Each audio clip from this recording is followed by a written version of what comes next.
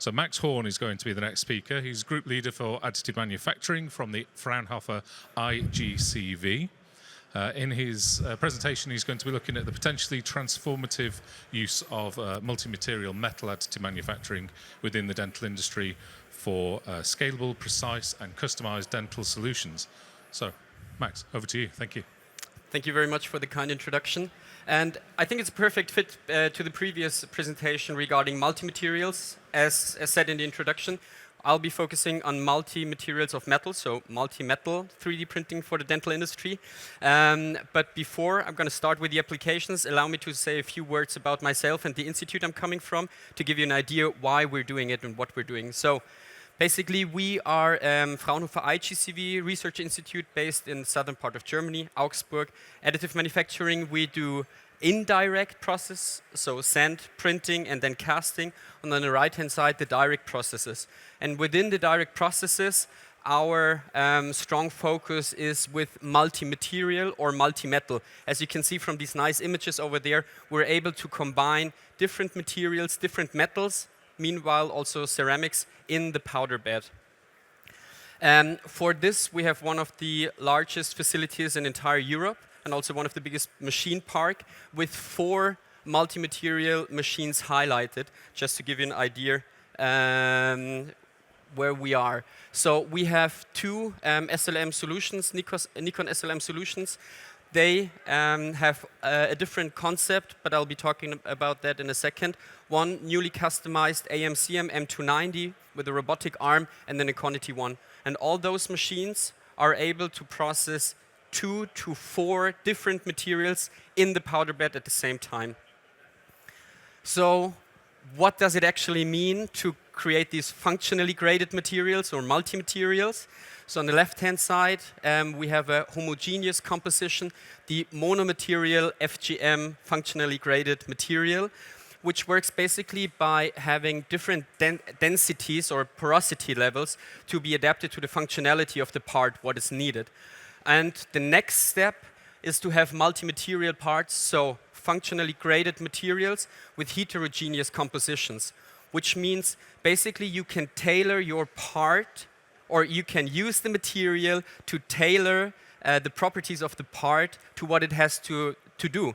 So we're building rocket engines with it, where you have the Inconel jacket and a copper liner to increase heat transfer for the rocket engine, but we can also use it for dental applications, as I'll be talking in a second. So one question, how do we do it? Probably one of the more interesting questions. There are 3 concepts out there currently. We have developed 2 of them along with partners and work with all of them at Fraunhofer IGCV. The first one is called holohedral. Here you have a recoater that's cut in half, and you have 2 materials, and you can apply the first material, solidify it, suction it away with a suction unit, then apply the second material, solidify it, and then the process starts all over again. An alternative is nozzle-based, so along with your holohedral recoater, you can have a nozzle that applies the second material just where it has to be, where it needs to be. I'll give some examples of that in a few seconds. And then mask deposition concepts are basically masks applied to the powder bed. So you deposit the powder in the way it should be solidified. That's the, for example, Aerosint solution, which is now acquired by Schaeffler, and they market a solution like this. This is in our AMCM machine developed together with EOS, and this holohedral concept is in our SLM machines. Yes, and we did, of course, there is not the one-size-fits-all solution for multi-material deposition systems, so they are very different in terms of coating rate, powder resolution, technology readiness level. So this has to be considered, but basically those are the concepts. Feel free to take pictures. Those are the concepts that are currently on the market to deposit different materials in the powder bed. Then, why would you do it? It's very complicated, expensive machines, different materials in the powder bed. Just why? Because you can have, or we identified 2 major benefits. First, function integration or improvement. So you can add functions by adding different material, or also enhancing the functionality. For example, the combustion chamber, you enhance the heat transfer by adding copper or partially substituting copper with the Inconel alloy, other way around. And then on the other hand, you have a manufacturing improvement. So there are already multi-material parts or parts that consist of different metals, right? They exist. But most of the time, they're very complicated to make. You have complicated joining, bonding processes that are just a pain, which makes it lengthy, timely, and expensive. And for this, you can also use multi-material AM or powder bed fusion to just simplify the manufacturing process. On the left-hand side, by the way, this is an implant, dental implant, consisting of titanium alloy and tantalum. Excuse the resolution, it's just very small. It's just a dental implant at this size. And we manufactured it like this, just to give you an idea. We need different parts. So we have the titanium alloy in the shaft, and we have the tantalum mesh. They're constructed as separate parts.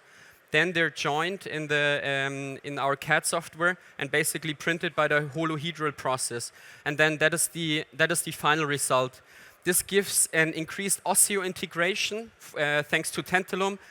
I know it's used out there. Some implant manufacturers already use it for spinal cages or sometimes also hip implants, because the tantalum, thanks to its nanoscopic structure, has an optimized or better osseointegration compared to the titanium.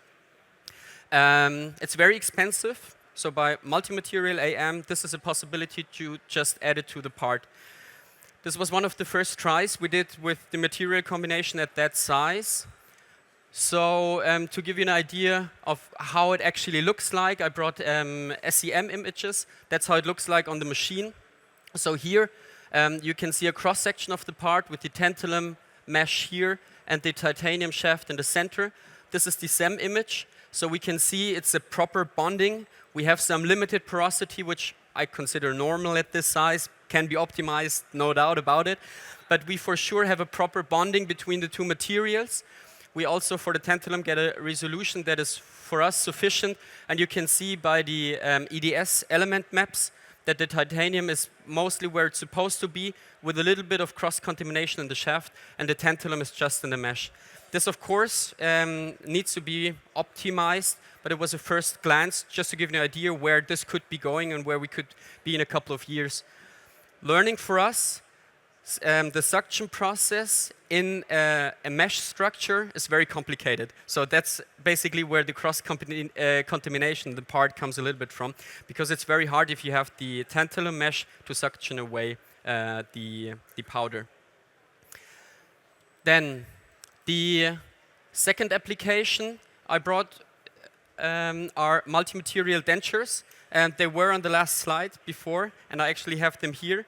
So the basic idea is the dentures that are produced like this, they're the flagship of the German dental craftsmanship. They are removable dental prostheses, and their magic is thanks to the friction fit, which you can see here. So it's called the German crown, because it's very hard to manufacture outside Germany, because it's a manual process, manual labor. Probably some of you know the process.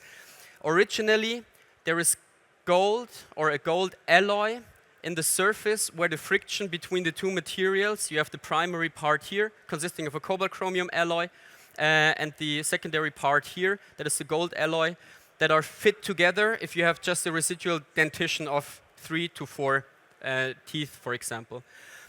So in order to have a safe fit in the patient's mouth, you need a very high precision and or ductile material. And that's why originally those parts were, like back in the days, they were 100% gold, but meanwhile they only have gold where it's supposed to be for the fit. They are quite a pain to manufacture. And with multi-material manufacturing, we can basically, if I go back one slide, start from the CAD scan, model the primary parts, and then model the full part and just send it to the machine and have the gold where it's supposed to be, so we have the perfect fit, also considering tolerances of our production process. So, as I said, they are very complicated to make. The conventional process has more than 5 manual steps, takes roughly about a week to produce them.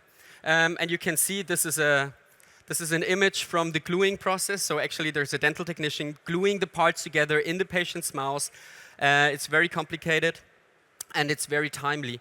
And we can reduce those 5 manual steps to 2 fully automated steps in a single process. This is a first glimpse of the process, how it looks like. But I brought you a video of how the process looks like. So basically, this is the machine we adapted, our adapted AMCM EOS M290. We have a robotic arm that deposits the gold alloy just where it needs to be. Basically, it sucks away the residual powder, applies the gold, solidifies the gold, and then sucks away the residual gold as well. So we have a closed powder circuit for the gold alloy. That's the result. I think we have time to show the video again because it's very fast, so you can have a second look at the robot.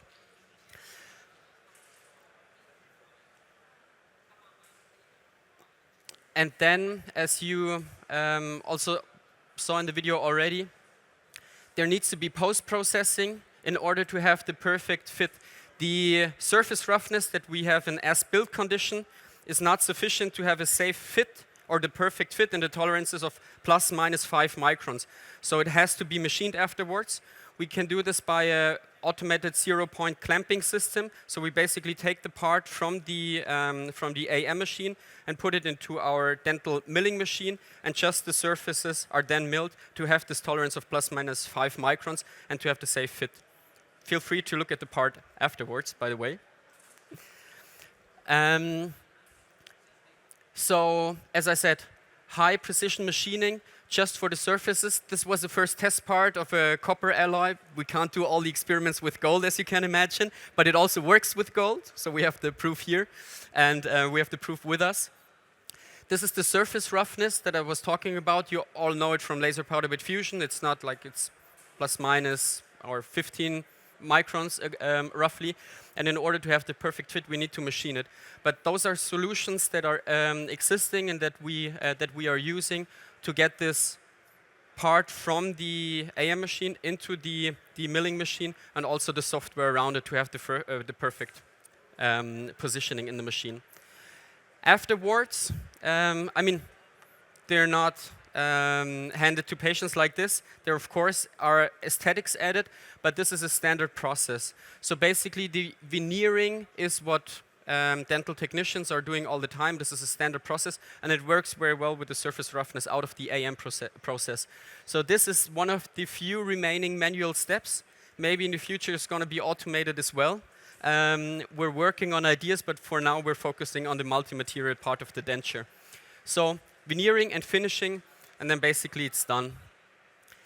Now the question is, how does it perform? This is a rather new solution. So how does it work in the lab? We did extensive testing, just to give you a few results that we had.